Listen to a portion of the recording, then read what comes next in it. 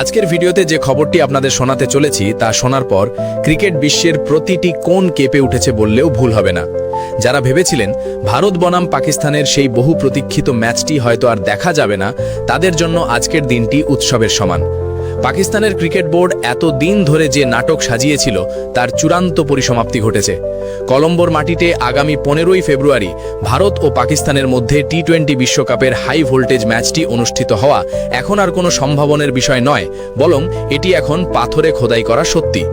আইসিসির তরফ থেকে পাকিস্তানের সেই বহুচর্চিত ফোর্স মেজার ক্লজ বা বিশেষ পরিস্থিতির অজুহাতকে সরাসরি ডাস্টবিনে ফেলে দেওয়া হয়েছে। আইসিসির বর্তমান চেয়ারম্যান জয় শাহ এমন এক কঠোর বার্তা পাঠিয়েছেন যা শোনার পর পাকিস্তান ক্রিকেট বোর্ডের পায়ের তলার মাটি সরে গেছে। সোজা কথায় বলতে গেলে আইসিসি স্পষ্ট জানিয়ে দিয়েছে যে 15ই ফেব্রুয়ারি যদি পাকিস্তান দল কলম্বোর মাঠে ভারতের মুখোমুখি না হয় তবে বিশ্ব ক্রিকেট থেকে তাদের নাম চিরতরে মুছে ফেলা হতে পারে। বিষয়টি একটু ভেঙে বলা যাক।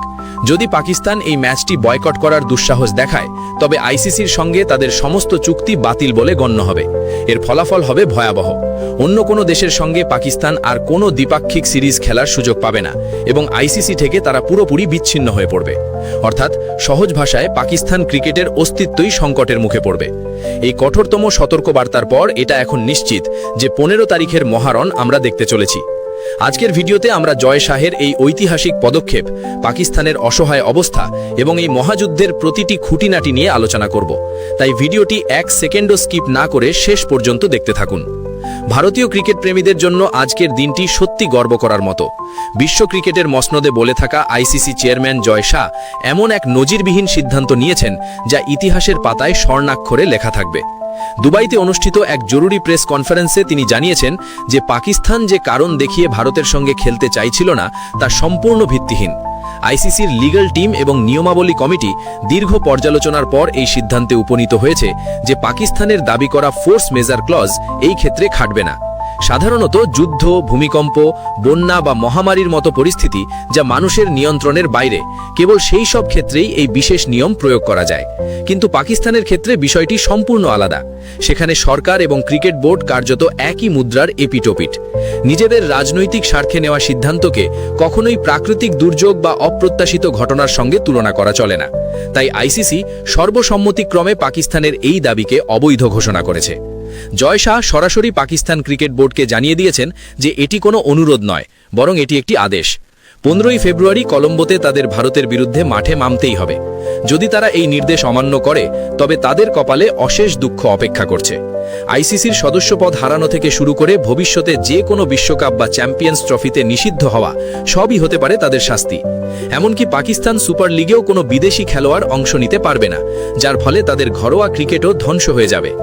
এত বড় ঝুঁকি নেওয়ার ক্ষমতা পাকিস্তান ক্রিকেট বোর্ডের নেই। জয় শাহের এই আল্টিমেটাম আসলে পাকিস্তানকে দেওয়াল আর পিঠের মাঝখানে এনে দাঁড় করিয়ে দিয়েছে। হয় খেলো এবং হারজিত মেনে নাও, নয়তো ক্রিকেট বিশ্ব থেকে বিদায় নাও। এর মাঝখানে পালানোর আর কোনো পথ খোলা নেই। ক্রিকেট বিশেষজ্ঞরা বলছেন যে এত কড়া ভাষায় কথা বলা এবং এত দ্রুত সিদ্ধান্ত নেওয়া আইসিসির ইতিহাসে বিরল। জয় শাহের এই বক্তব্যের পর লাহোরে রীতিমতো হুলস্থুল পড়ে গেছে। পাকিস্তান ক্রিকেট বোর্ড জরুরি ভিত্তিতে তাদের সরকার এবং অন্যান্য কর্মকর্তাদের সঙ্গে বৈঠকে বসেছে। ভেতরের খবর অনুযায়ী তারা এখন চরম আতঙ্কে আছে। তারা বুঝতে পেরেছে যে জয় শাহ কোনো ফাঁকা আওয়াজ দেননি। নাম প্রকাশে অনিচ্ছুক পিসিবির এক কর্মকর্তা স্বীকার করেছেন যে তাদের সামনে আর কোনো বিকল্প নেই।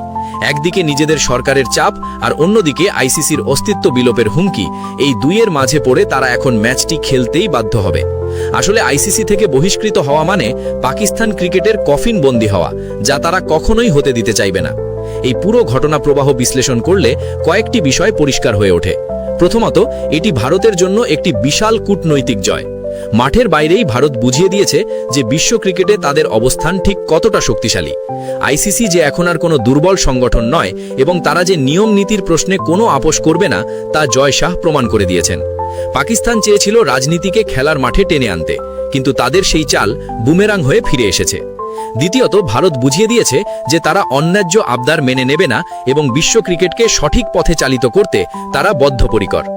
এখন আমাদের সবার নজর আগামী 15ই ফেব্রুয়ারির দিকে।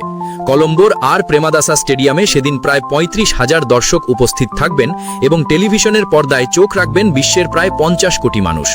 বিজ্ঞাপন, স্পন্সরশিপ এবং সম্প্রচার সত্ত্ব সব মিলিয়ে হাজার হাজার কোটি টাকার ব্যবসা হবে এই একটি ম্যাচকে ঘিরে। এটি কেবল একটি খেলা নয়, এটি হতে চলেছে টি-20 বিশ্বকাপের ইতিহাসের অন্যতম সেরা লড়াই।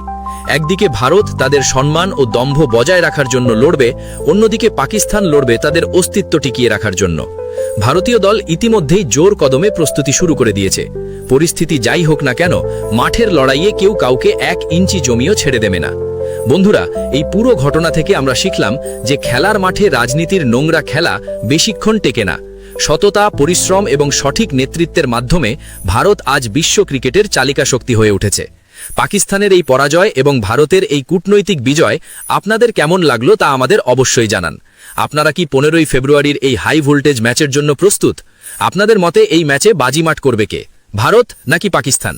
আপনাদের মূল্যবান মতামত নিচে কমেন্ট করে অবশ্যই জানাবেন।